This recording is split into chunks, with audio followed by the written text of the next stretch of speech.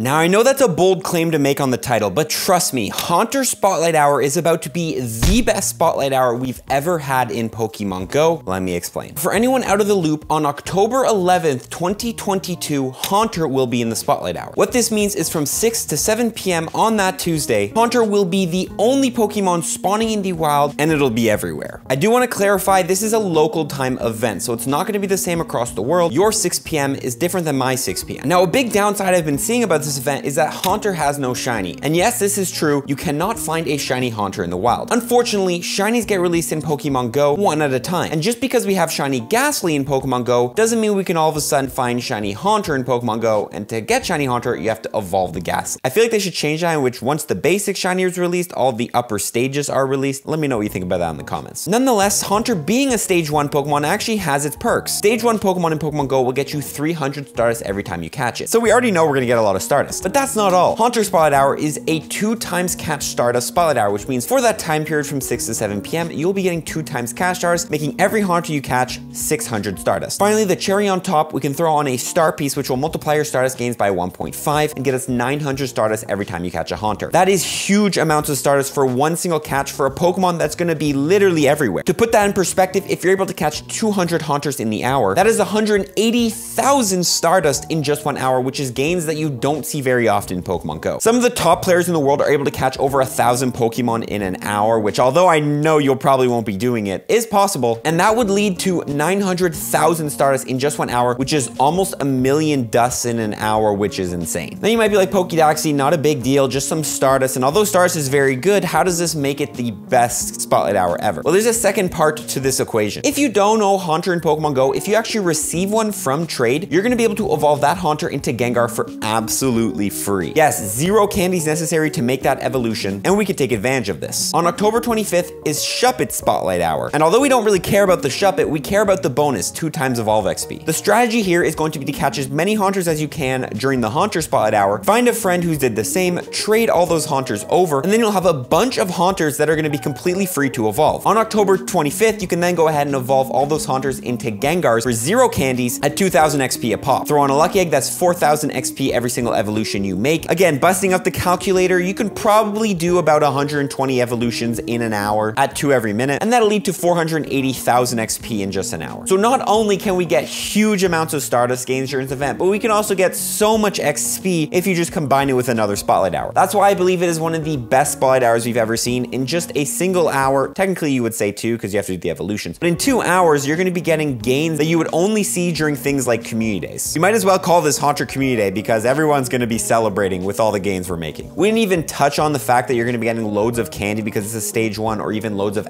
XL candy for Gengar, which is amazing. Where does that lead us to now? Well, I recommend you guys start prepping your Great Balls and Ultra Balls. Haunter being a stage 1 does make it tougher to catch, so you want to make sure you have the necessary balls going into the Spotlight Hour. So go ahead, start prepping your Pokeballs, comment below what you think about this and if you're going to be playing this Spotlight Hour or not, and follow up my tips for one. Peace.